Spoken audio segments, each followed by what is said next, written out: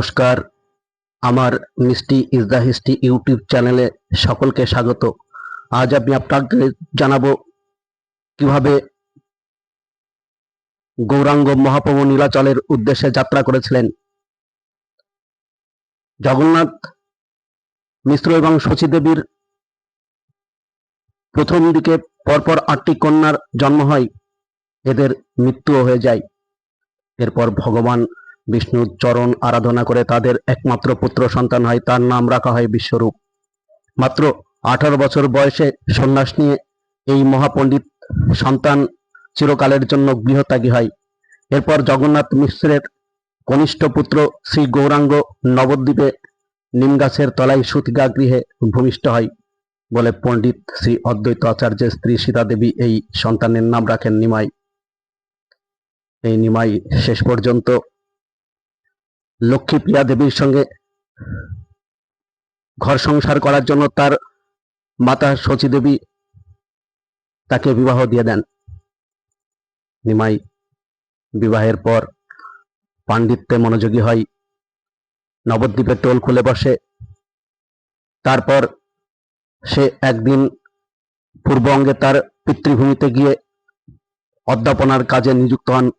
8 মাস পর ফিরে এসে দেখেন যে লক্ষ্মীপ্রিয়া দেবী সাপে কেটে মারা গেছে। এরপর নিমাই পণ্ডিত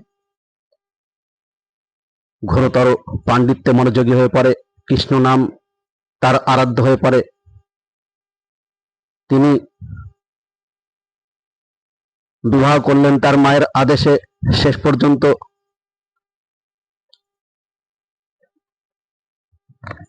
পণ্ডিত সনাতন মিশ্র মহামায়ের কন্যা বিষ্ণুপ্রিয়ার সঙ্গে একদিন ঘুমন্ত বিষ্ণুপ্রিয়ার নিকট থেকে উঠে তিনি মাঘ মাসের শীতল জলে গঙ্গায় ঝাঁপ দিয়ে গঙ্গা পার হয়ে পৌঁছে গেলেন কেশব ভারতীর কাছে। এই কেশব ভারতীর কাছ থেকে সন্ন্যাস নিয়ে শেষ পর্যন্ত তিনি উপস্থিত হলেন শান্তিপুরে অদ্বৈত দেবের কাছে। অদ্বৈত দেবের বাড়িতে আসলে তার মাতা চিন্তান্বিত হয়ে পড়ে তাকে খোঁজ নিতে চলে আসেন। এসে দেখেন ছেলে মস্তক মুন্ডন করে সন্ন্যাস নিয়েছে। শেষ পর্যন্ত চোখের জলে এই ছেলেকে বিদায় দিতে তিনি বাধ্য হন। এই ছেলে শেষ পর্যন্ত পুরীর উদ্দেশ্যে রওনা হন। প্রথমেই গঙ্গা ধরে পুরীর উদ্দেশ্যে রওনা দেওয়ার সময় বর্তমানে যেখানে জগন্নাথ মন্দির স্থাপিত হয়েছে পুরীতে, সেখানে একটি ছোট্ট মঠে তিনি আশ্রয় গ্রহণ করেন। তার সঙ্গে তখন ছিলেন নিত্যানন্দ মহাপ্রভু এবং আরো কয়েকজন। এরপর ধীরে ধীরে জঙ্গলাকীর্ণ অঞ্চল ধরে তারা পৌঁছে যায় আরেকটি মঠে। দেখতেই পাচ্ছেন সেই মঠটি পুরীরই আদলে তৈরি, সাদা রঙের এই মঠটি। খুব সুন্দর এই মঠ। এই মঠে বেশ কয়েকদিন কাটিয়ে নিমাই এখানে জনপ্রিয়তা অর্জন করে এখানকার যে সেবায়েত তার নিকট থেকে বিদায় লাভ করলেন। বিদায় লাভ করার পূর্বে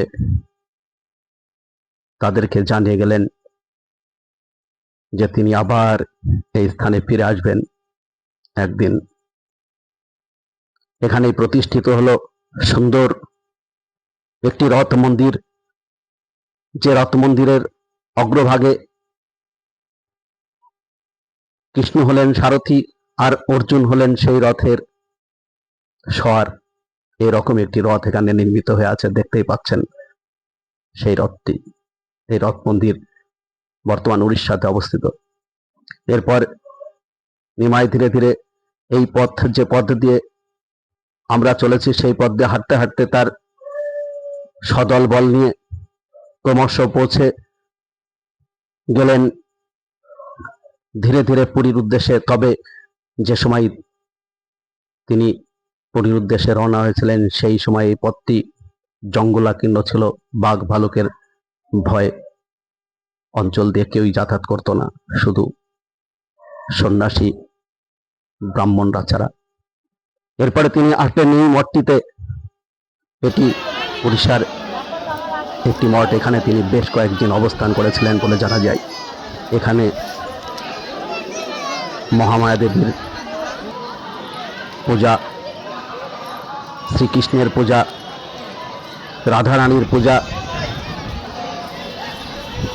দেবাদিদেব মহাদেবের পূজার জন্য তিনি পৃথক পৃথকভাবে মন্দির নির্মাণ করেছিলেন। নিত্যানন্দ তার সঙ্গে সঙ্গ দিয়েছিলেন। এটি বর্তমানে উড়িষ্যার একটি অত্যন্ত নামকরা মন্দির। দেখতেই পাচ্ছেন এখানে মানুষরা যে যা মানত করেন তার সেই মানত সফল হয়। যারা এখানে মানত করেছিলেন আপনাদেরকে দেখাবো, তারা গণ্ডি কেটে কেটে তাদের মানতের ফল পেয়েছেন বলে সেই মানসা পূর্ণ করতে এসেছেন। দেখতেই পাচ্ছেন গণ্ডি কেটে চলেছেন তারা। গোটা মঠ চত্বরে এরা সাষ্টাঙ্গে প্রণাম করতে করতে গণ্ডি কেটে কেটে এদের মানত পূর্ণ হয়েছে, তার মানসা দিতে এসেছেন। খুব নামকরা মঠ উড়িষ্যার এটি। এটি নিমাইয়ের পদধন্য, নিত্যানন্দের পদধন্য এই মঠ। এখানে প্রায় 15 দিন অবস্থান করেছিলেন নিত্যানন্দ মহাপ্রভু, চৈতন্য মহাপ্রভু, জগদানন্দ প্রমুখেরা। বিখ্যাত এই মঠ। এই মঠ প্রাঙ্গণে চৈতন্যদেব, নিত্যানন্দের মূর্তিও আছে। আজ এখানেই সমাপ্ত।